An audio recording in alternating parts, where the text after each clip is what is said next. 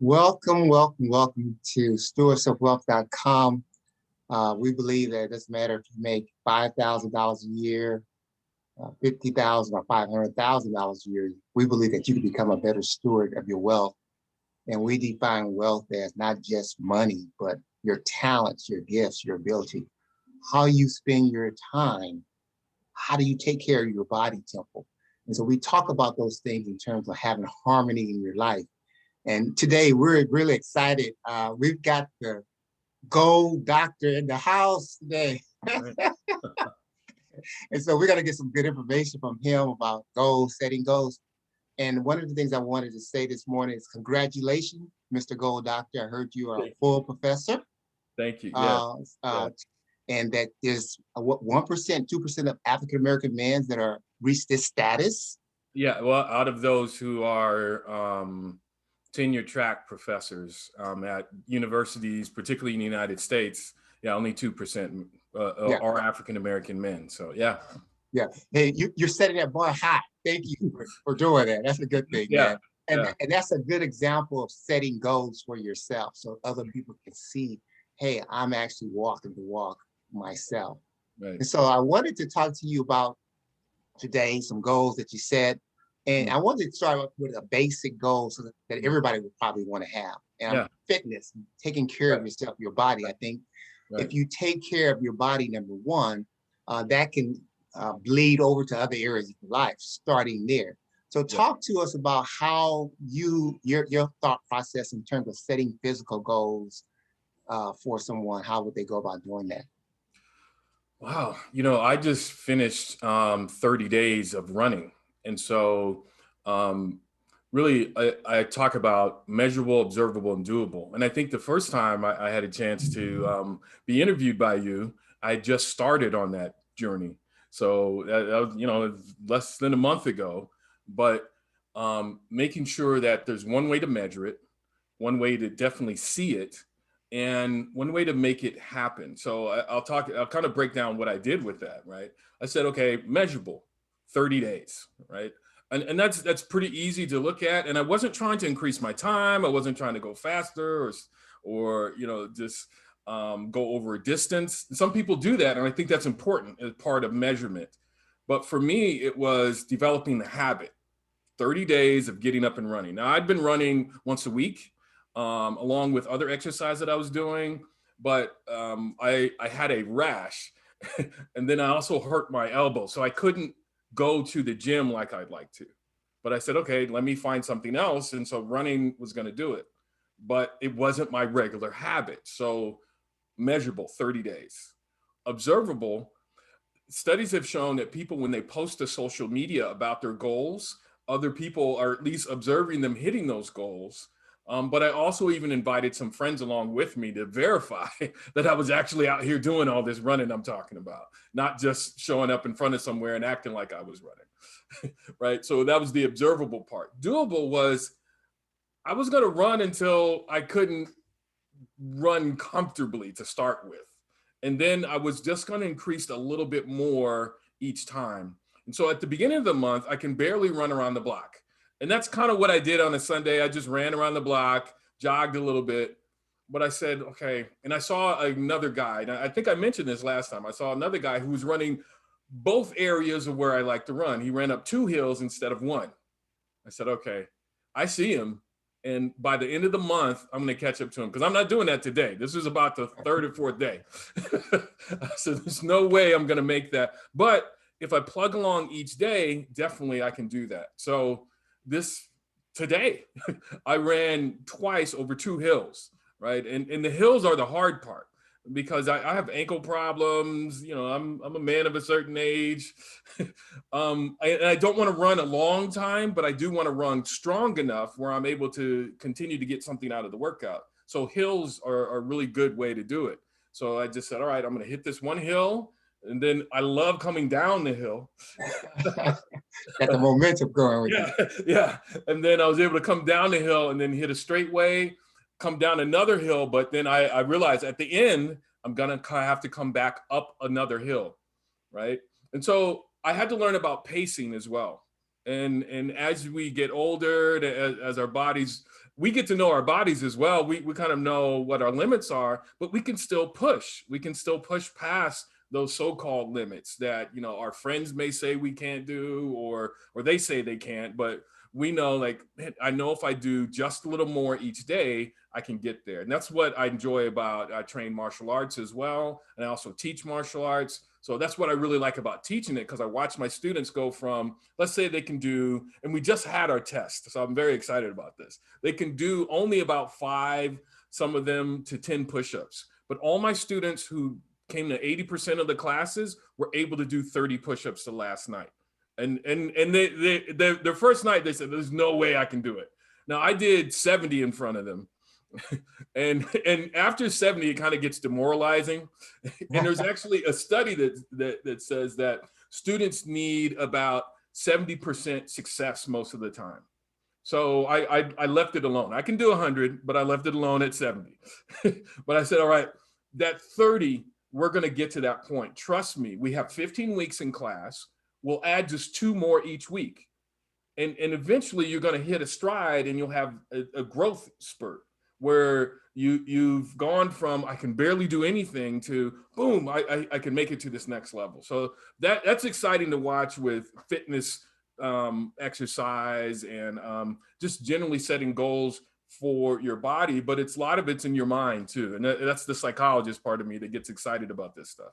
Okay, good, very good. So when you set those goals, whatever they might be, sound like you set a time, and then you try to develop a habit of doing it consistently. Right. And also, you mentioned that sometimes it's good to be with a group, you know, Yeah. having group goals, or else sharing it on social media so people can say, "Oh, you're accountable. Hey, you said you were doing this. Are you doing this?" So, Yeah, you know even that. if you're not a social media person, right? Text a friend or call them just to say, hey, I'm about to do my thing. Can you pray with me? Can you encourage me? And then you go do it. Yeah. Good, good. That's great stuff. So when you talk about lifetime goals, I Mm. guess my next question is, you want to be healthy your entire life. So shouldn't that Yeah. be like a lifetime goal to be healthy and to have Oh, definitely. yourself in shape? So how would your mind work in terms of having a lifetime health goal? Because sometimes you can set a goal, okay, I'm gonna run for 30 days, and after that 30 days, you back on the couch eating potato chips for the next 2 Right. months, you know? Right. So how do you balance the fact that you want to have these goals consistently throughout your life? Right. Well, I think you have to have a clear purpose as to why you want to be healthy. Okay. And I think that goes with your own relationship with God, relationship with your family, relationship with whether it's your career, you know, and your vocation, right? What are you called to do? And so the clarity of purpose in your life can help with longevity, right? And even well after you're gone, you could still set a model. And I'll give an example. My grandmother loved Jack LaLanne. Yeah, I remember him. Yeah. Yeah. And she loved to get up every morning and dance with Jack LaLanne. And now she lived to be 78 years old. She wasn't in the best health because of her diet all the time, but she can get up and go for a walk every day. So Yeah. she said, I'm getting up with Jack LaLanne. I like that guy. Yeah. Yeah. He's Yeah. exciting. He's positive, but I want to see my grandkids. That was her purpose. She Right. says, I want to be able to keep up with my grandkids. And at the time, my sister was about 4 or 5. And she says, I want to keep up with her. So that idea of getting up and connecting it to a purpose is extremely important. If you don't have that purpose, at minimum, the purpose to either live a longer life, but definitely also to pass on this enthusiasm and joy and energy you will likely feel if you're exercising 4 to 5 days a week and Right. sharing that with other people. I find at the gym where I go, or other people I know who work out regularly, especially over the age of 40, because we know we have friends. Like I've seen some, and it's been really sad over the last couple of years. I've watched people who I grew up watching on TV or listening to in music, rap stars, music stars, particularly Black men who were in their late 40s and 50s, who died from preventable things, right? And Right. so the purpose, I think, is extremely important to think long term. Yeah. Yeah, that's a good point. That's good. I know that in the business arena that I work in sometimes, I see young men that are in their 30s, Yeah. and they look like grandfathers, man. I'm like, whoa, Right. they don't understand that it has to be some type of balance. You got to really take care of yourself. They're out here doing well on the business end of it, Yeah. but they have not realized just working without having some type of health fitness program can be detrimental in the long term. And here in the United States, we have I guess, a culture where people sit a lot. Yeah. Their jobs are sitting. They're in Yeah. offices. They're not out working. My grandfather was a farmer, and so every day he had to get up out of the bed, go out, feed the Right. chickens, feed the hogs. Right. He was planting potatoes. He planted watermelons, Mm. corn on the cob, peanuts. So Mm. his lifestyle was one where he had to actually work every day just to live. Yeah. In many of other countries, they get up every day to work to live. It's not like I'm working just for fun. We talk about having working out is Yeah. fun. I enjoy working out. I enjoy bike riding, and Mm. it's fun to do that. Yeah. But when you have a job that can help you stay healthy, that's a good thing. A lot of blue collar jobs where you actually use your hands, you're out in the sun, you're working, you're mowing lawns, they tend to be a little bit healthier than folks that are just sitting down in an office or just watching a screen all day because you're not moving. You're exercising your brain intellectually, but physically you're not there yet. So absolutely, you want to have some type of long-term fitness program. If you're a professional, you work inside an office. Let's talk a little bit about switching, in terms of goals, Mhm. relationships goals. Yeah.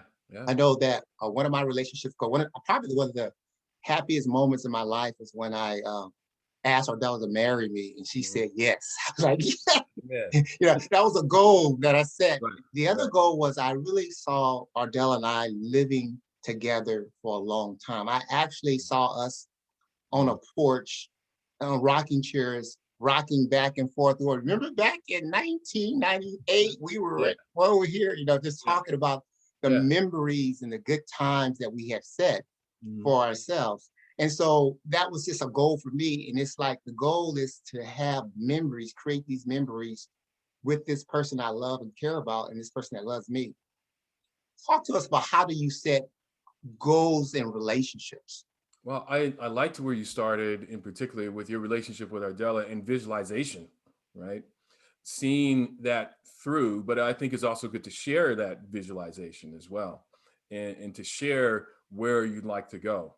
I think that's part of the relationship is a meshing of visions, a meshing of the goals for sure, but it begins with the vision. Then, and we just talked about this, but the next piece is that purpose. What is our purpose for being Yeah, together, it's good. right? That's good. What type of family environment do we want? I watched this movie a few years ago, and for those that know me, know I like to surf, and it was about a family of surfers, right? Uh, Two parents, and I think they had 7 or 8 kids, right? And they had a family vision, a family purpose.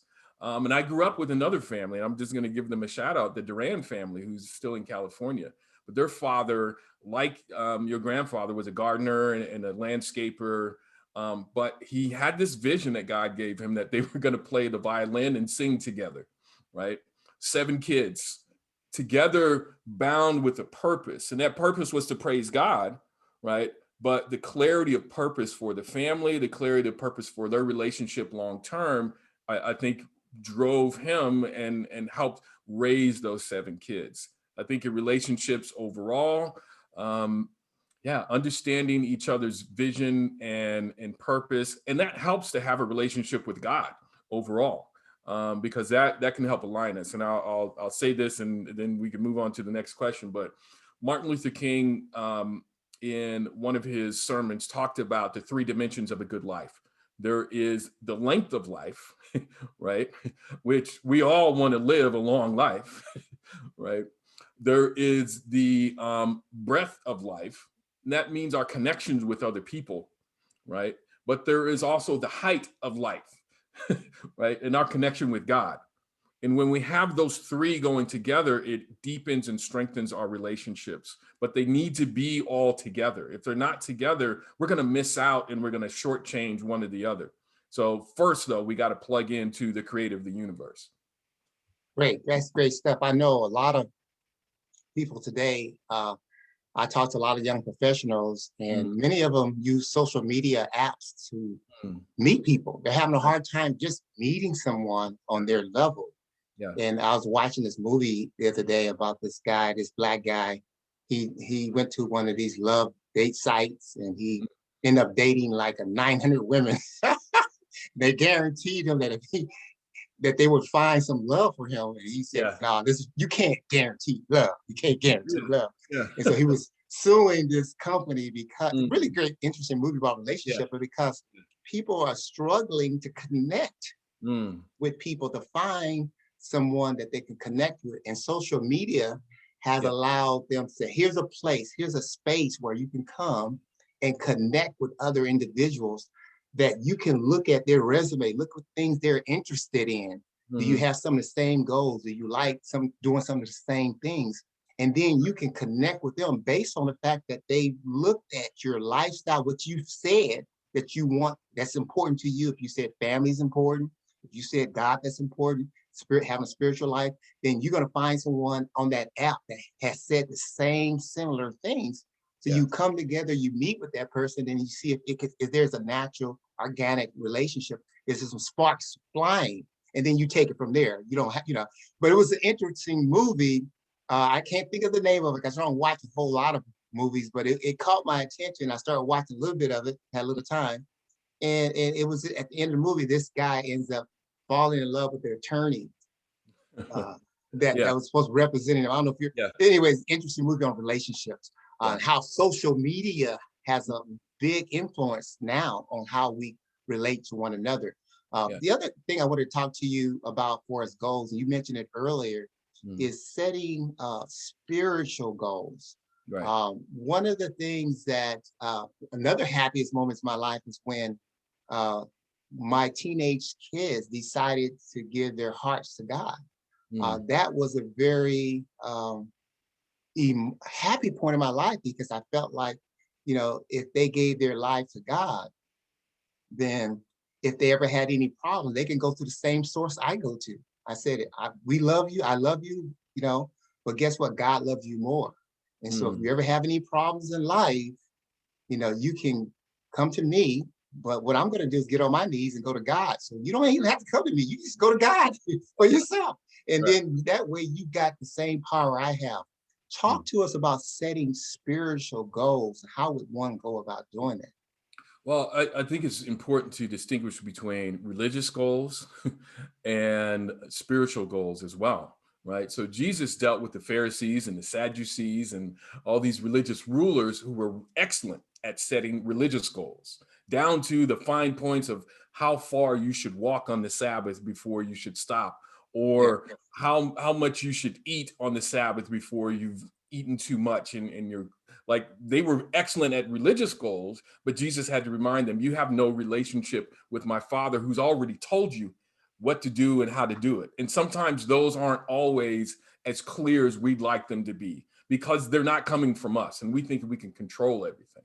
The spiritual goal should be right, as Jesus talked about, to love, the first of which is to love the Lord your God with all your heart, mind, body, and soul.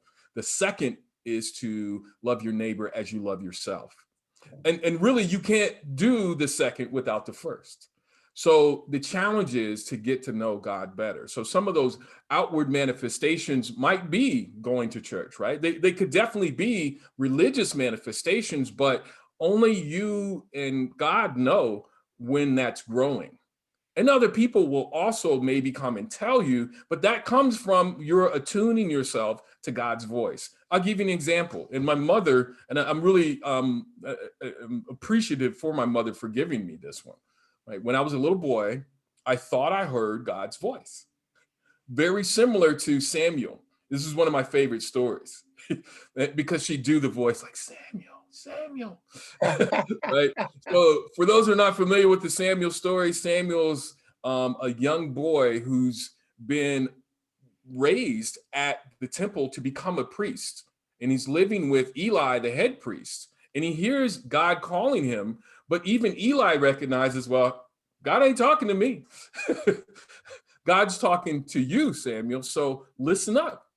And this began a lifelong relationship with God that strengthened Samuel to the point his spiritual power, right, wasn't necessarily coming from him, but it was simply his attuned ear, so he can be the voice to some people who weren't listening to God, and he can be able to say to them, look, you need to move in this direction or that direction, or hey, I know you think this guy is going to be the king, but really it's this guy. So Samuel was able to follow God's voice, but early on. And I love the Old Testament because you get a lot of stories of child development all the way through and to adulthood development. And Samuel's one of those stories where even his own mother, right, had a prayer. All I want is a son. And this relationship with God, and everyone around her is telling you, you're crazy. People even thought she was drunk. She thought she was out of it, but she believed in her son. I'm saying this because my mama believed in me when I was acting up at school. There were no manifestations outwardly that I was going to make it, but she had a faith in me that relied on prayer, that also reminded me of whose I was, going back to the purpose, that showed measurable progress. She said, don't measure yourself towards other people, keep growing, and eventually you will be where you need to be and strengthen your relationship with God. And it's only by my relationship with God, as we were talking about earlier, that I'm able to not only earn a doctorate, but go on to become a full professor. It's because of this strong belief. And so, yeah, sure, there's moments where you have those religious goals and you meet them and they're outward, but that inner peace, right? That's one type of goal that you could have, that strengthen relationships so you can hear like Eli and Samuel when the Lord talks to them, right? That inner confidence like Samson or David when it comes time to fight the battle, or that regal feeling that Esther had, knowing that she could die at any moment if she steps in at the wrong place, but that she's stepping in the Lord's footsteps. Those kinds of things I think are extremely important. And that's what makes a spiritual goal very different than our own fleshly human goals. They're deeper, they're stronger, and they're more everlasting. And that's part of the purpose we talked about earlier. That's good stuff, man. As you're talking, it reminded me of how when I was around 13 years old, I went to 11 different elementary schools. I went to 5 different middle schools, 3 different high schools. Wow. My parents were good Christian people. They loved God. Yeah. They taught us about faith and being able to walk by sight, walk by faith and not by sight, to trust God. And I remember coming home, the lights were off. And I'm like, what's going on? Well, we're leaving. Why we just got here? What's going on? Yeah. And they were saying, I had answered. I had questions. Go to the refrigerator sometimes, there's nothing in there. I'm like, where is this guy? You said he owns all this stuff. Why is it that we don't have anything? Is this what kind of God is this? And I remember finding a book called The Power of Positive Thinking. Dr. I think his name is The Power of Positive Thinking. I can't think of his name right, the author's name right now. But he's a Methodist minister, and in his book, he talks about being able to meditate on certain Bible promises, that if you trust God, meditate on these promises, whatever it is God wants for you is going to materialize at some point. Yep. Norman Vincent Peale is the name of the doctor, of the person. There you go. And I remember just praying, at that time, saying, I gotta find, is this thing real? Is God really real? Because what I'm seeing around here, this guy is not the one I want. Yeah. And I remember praying, I'm one of the first males in my family to actually graduate from, high school. I have 5 brothers, 3 of them older. One of the first persons in my family to earn a college degree. And I believe that a lot of this stuff has been because of that faith in God, trusting that he's going to take me through. And so at a young age, as a teenager, seeing that the spiritual connection, trusting God, walking by faith and not by sight, has helped me. If there's one thing in my life that I tell people always is, trust God, Don't trust in other people, but trust in God, because God is the source of your resources. It's not your education. Mm. It's not your job. It's not the money in the bank. But when you trust God, He will take you forward. Hey, Brandon, man, this has been good. If there's anything you want to say, if you want to wrap up on goals today, go ahead for closing words, but I can talk to you for Well, another half yeah, hour. folks can follow my podcast, The Goal Doctor. You can also find me on Facebook at The Goal Doctor Podcast or Dr. Brandon Gamble, and drbrandongamble.com. And I'd love for you to follow us and tell us how you're doing reaching your goals as well. But yeah, and I'd love to help you if we can. Great, awesome. Remember, keep praying, keep believing. With God, all things are possible. Have a great day.